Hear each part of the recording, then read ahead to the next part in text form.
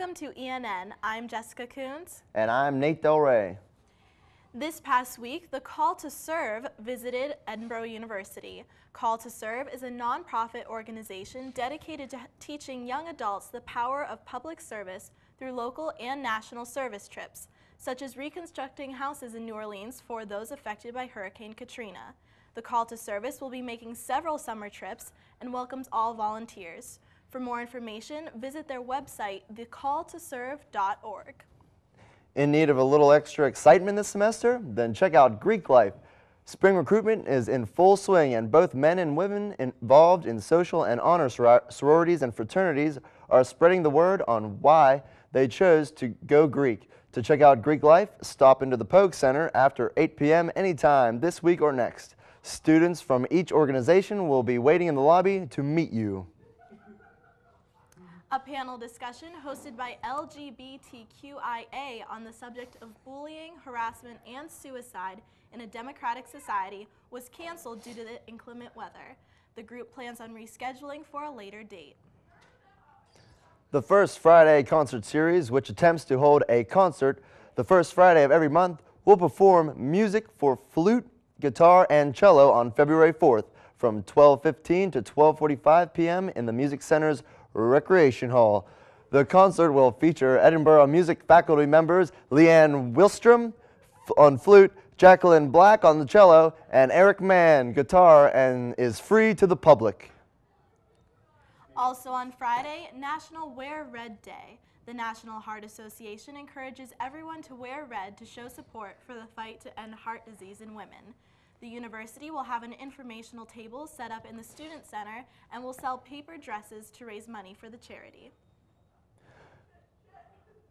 With severe weather at a high this week, ENN asked students on campus what they're doing to beat those winter blues.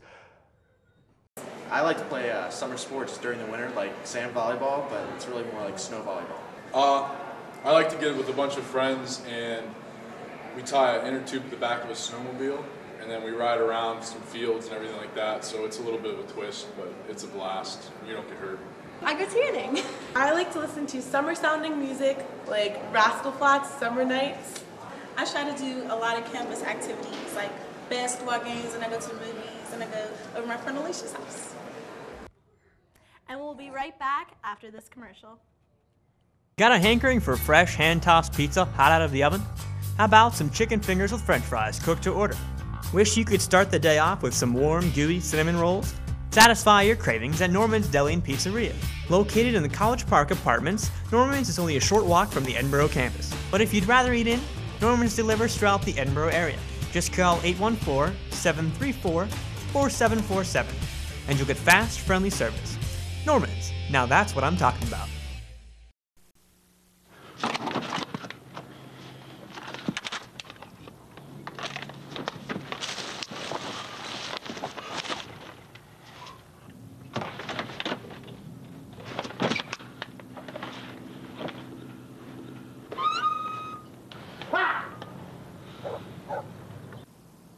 The smallest moments can have the biggest impact on a child's life.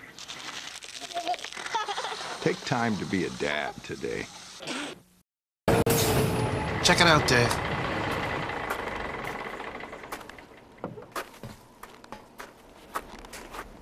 What do you got there, Dave? Looks like someone's thunder thighs. They must have lost them playing in the snow with their kids. Let's get back to work.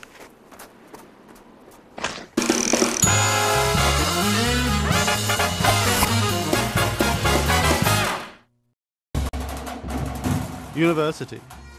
For those who share these halls, it's a place where great things happen. A place where heritage, tradition, and academic excellence merge with a vibrant campus life. I'm Dr. Jeremy Brown, President of Edinboro University, a place where great things indeed are happening. Edinboro University. Discover more at edinboro.edu.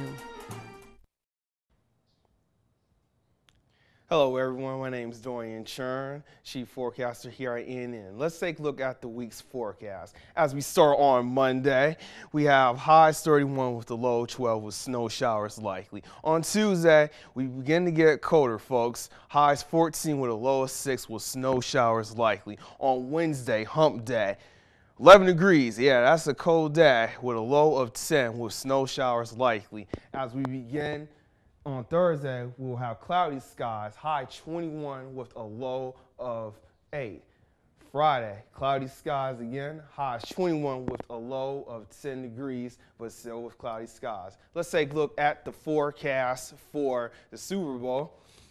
We'll have cloudy skies with a few showers, highs in the low 60s down in Dallas. And let's take a look at the trivia question. What is the coldest temperature ever recorded in Dallas, Texas? A, 0 degrees, B, 5 degrees, C, -8 degrees, or D, 10 degrees? And today's trivia question is C, -8 degrees. Well, up here in the north, we have snow and cold temperatures, but down in the south, at least we'll be playing the Super Bowl in a dorm. Oh my God, dome. I'm Dorean Churn with this forecast. Welcome back, everyone. I'm Pat Nuzzo, ENN Sports Anchor. Start things off this week, the Lady Scots basketball team improved their record to 16-3 with a 78-40 blowout win over Mercyhurst on Wednesday. The Lakers never had a lead and barely shot over 30% from the floor. On the other hand, the Scots were an impressive 47% from behind the arc, while also going 24 for 27 from the charity stripe. Junior Renee Brown paved the way with 17 points, while Mickey Sercharo added 10 points and 8 rebounds. Now 6-1 in the PSAC, the Lady Scots were also ranked 3rd in the latest NCAA Atlantic Regional rankings. The men's team was not so lucky, however, as they lost 85-77. The Scots had a lead for most of the first half, but they couldn't keep it that way. They went into halftime down 37-31, but managed to tie the game at 49-all with 13:40 left. The Lakers never looked back after that, though, as they opened a more than 10-point lead that they kept for almost the rest of the game. Clint Nicholson led the scoring with 20 points, while Anthony Lido added 14 points and 11 rebounds. The team is now 10-11 and 2-5 in the PSAC. Both the men and women's teams are in action on Saturday at Macomb Fieldhouse, with the action beginning at 1. The wrestling team went 2-0 this past week with wins over Bloomsburg and Cleveland State. The Scots won 6 of 10 matches against Bloomsburg and 8 of 10 against CSU. Having been down early in both meets, the Scots rallied back with victories from Torsten Gillespie, Chris Honeycutt, Sean Fendone, Eric Morrill, and Johnny Gressheimer.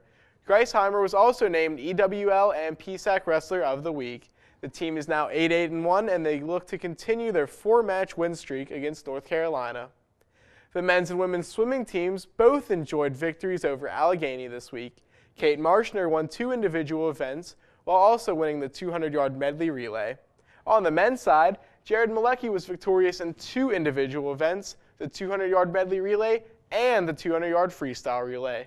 The 3 and 4 men's team and 5 and 4 women's team traveled to Penn State Barron for their next meet. Well, that's about it for the sports today. Hopefully we'll see you guys out on Saturday for the men's and women's basketball against Cal U. It's a food drive day, so bring a non-perishable item and come support your team. And that'll do it for ENN Sports. I'm Pat Nuzzo. Now back to you, Jess. Thanks, Pat. And now to the guys from the Totally Sweet Sports Show for a Super Bowl preview.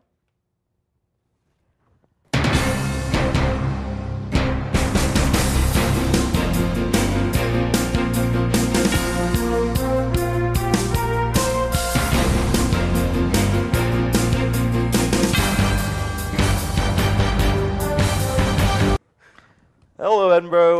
We got a special segment today for ETV On You. It's actually Totally Sweet Sports Shows come on to help chew up some time, talk about the Super Bowl. Super Bowl is Pittsburgh Steelers and some team called Green Bay Packers. I don't know. What do you guys think? We'll start off with just the season. Quick talk about the season in general. Not the Super Bowl I expected. Got to be honest with you. I honestly thought at the start of the playoffs it was going to be Atlanta versus New England. No, you didn't. Yes, I did. No, you didn't. I even told you that. No, I said at the start of the playoffs, not the start of the regular season. The only thing you've ever picked right was the Giants and the Rangers. I know, but and I was the first person to pick All right, that. Tweedledee, Tweedledum. Let's get back into this. So I didn't think the Steelers were going to be there. I didn't think Green Bay was going to be there. End of story. Okay.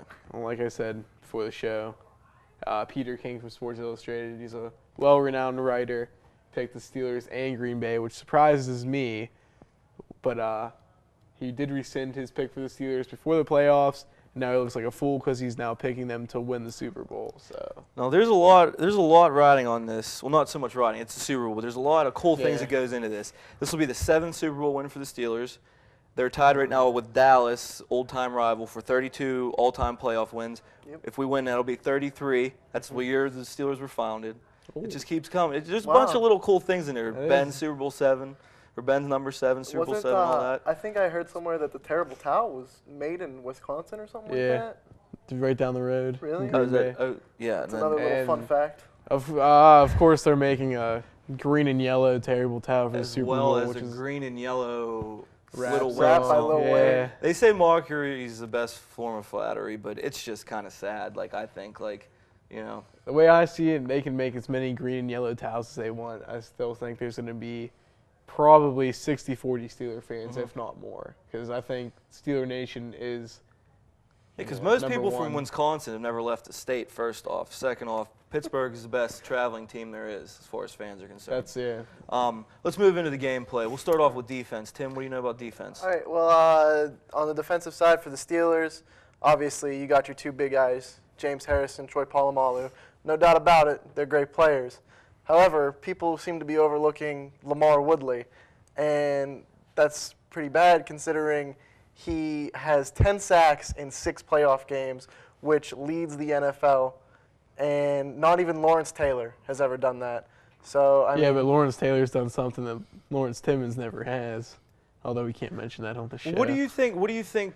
What's Lamar? Lamar's going to get some sacks. He's going to apply a lot of pressure to Aaron Rodgers. And you think that's going to be the big thing in the game? I think that is going to be the big thing in the game because think about it. When you have James Harrison coming off one side and you have Lamar Woodley coming off one side, where does that leave Aaron Rodgers to run? And I mean, if you go up the middle, James Ferrier's right there waiting for you. As well as Troy Polamalu, you know he's somewhere he's supposed to be. I mean, when you have those two great linebackers coming off the edge, even though Aaron Rodgers is. Do you think it's going to lead to turnovers or just turnovers of downs I think that Lamar Woodley's probably going to cause a fumble or two, and he's definitely going to cause Aaron Rodgers to rush some passes. I definitely see the Steelers getting either an interception or fumble return, if not for 7 points, you know, down in the red zone in that that 10 yards. I don't know if you guys heard on media day though, James Harrison asked if Roger Goodell was going to put pillows underneath everyone after he hits them. So their blow was a little less. I did see that. I thought that was. And I don't know if he mentioned this, but from inside sources, I heard he's going to bring a breathalyzer too, because he plans on, or not a breathalyzer, an inhaler too. So whenever he's running them 100-yard touchdowns back, he has a little extra breath because how he said he just wanted it to end in 05, or I mean in 07. That was rated. They did a top 10 Steelers-Packers Super Bowl moments on SportsCenter, and that was the number 4 play.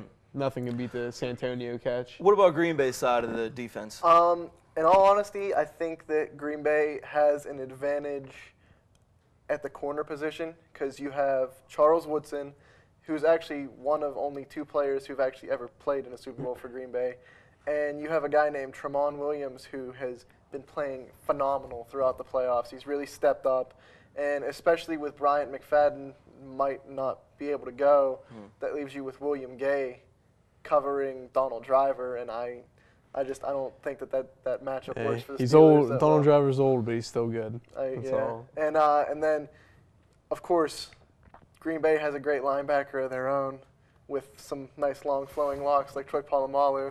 His name's Pretty sure he's Green's cousin, Kevin Green. Yeah. That's what. Not actually, but looks just like him. He does. Yeah. Clay Matthews, again, another beast at linebacker. And then you have the lineman, B.J. Raji. Cool. Well, then also if Pouncey's out too, or in and still not 100%, that's gonna affect the Steelers' offensive line. It is, and it's gonna affect. I think it's gonna affect Green Bay's plan of attack because if Marquise Pouncey plays, he's not gonna be 100%. And if Green Bay notices that, they're going to bring a lot of pressure. I agree, but I just see that. I mean, you would have thought that would have happened in the Jets game, and that first half, our offense didn't miss a beat. Like, true. Yeah, Mendenhall had 28 yards. When Pouncey got hurt, he had 95 in the first half total. So you see and that the Jets didn't had even let up 100 yards all season or something. I read something like that. It was like 98 or something was the biggest. there. Yeah. Let's move into our offense. What do you got for us, Pat? Well, personally, Green Bay is a passing team. We all know that. Even though Jermichael Finley got hurt early in the season, you know, a good tight end, Pro Bowl tight end. They still have Quarles, Jones, as you said, Driver, Jennings. It's, you know, a multitude of receivers. So, also, I don't know if he's going to have a big effect in this game because the Steelers are great at shutting down the run, but James Starks, rookie. He's gotten them where they are so far in the playoffs. Rookie running back, like playing a big fantastic. part of it. But I also think that playing in the Super Bowl for a rookie, it's a really big stage. I don't know if he's gonna let the jitters get to him or not. Big part in the Steelers winning this is ball control, like it is every game. The ability to run the ball, and if they don't have that ability to get passes out to the outside, to keep moving, keep their defense thinking, allow opportunities for Wallace to run downfield because no one's keeping up with him on an 80-yard dash down the field. I think the big key though is that if they run the ball, then that's going to help. Whether it's Pouncey or Legursky playing center, I think if they run the ball, that'll help them. And I'm looking to see maybe a Willie Parker type run from 2005 because Mendenhall will occasionally break that big one. He did it against the Saints this year. He did it against Atlanta in the first game of the season to win it in overtime. Yeah, your Super Bowl pick, Atlanta. Look at that, you know. So I mean, I think that and the combination of Ben. It's not when he makes. It's not how many passes he makes. It's when he makes them, and that's what. That's what I wanted to talk about quarterbacks a little bit here. Then we'll say what our final scores thought is. But you got Ben Roethlisberger and Aaron Rodgers, very similar quarterbacks, both mobile.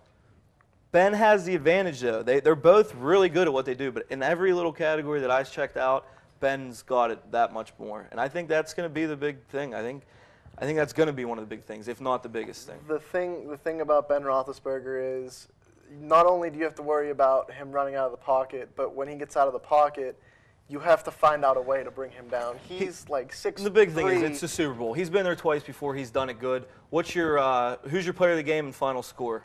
My MVP pick is it's going to be Rashard Mendenhall. And I think that the Steelers are going to win Super Bowl 45 by a score of 28-24. So look for a real close game. So I think it's going to be real close as well, maybe 24-21, 24-17, somewhere around there. Might come down to a field goal. MVP, I don't know.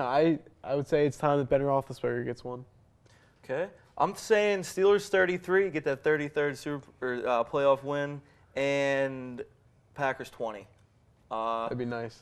MVP for me, I have a feeling for some reason Hines Ward's going to have a crazy game, something's going to happen with Hines Ward. Has one I don't know what it's going to be, but it's going to be Hines Ward. He already has one Super Bowl MVP. Why not another one? Yep. Hopefully we'll be celebrating like Super Bowl 43. Well, I guess we should send it back to the news. Go Steelers.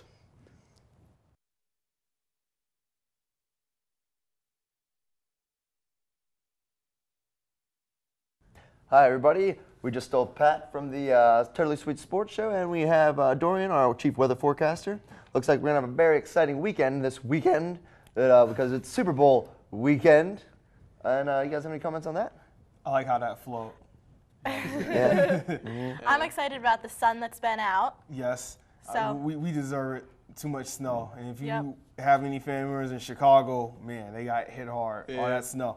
So that's something locally to be excited about, and then the Super Bowl. Yeah, hopefully it'll be a good game, but it'll never be as good as our broadcast here at ENN.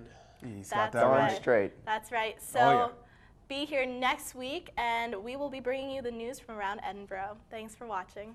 Keep it real safe.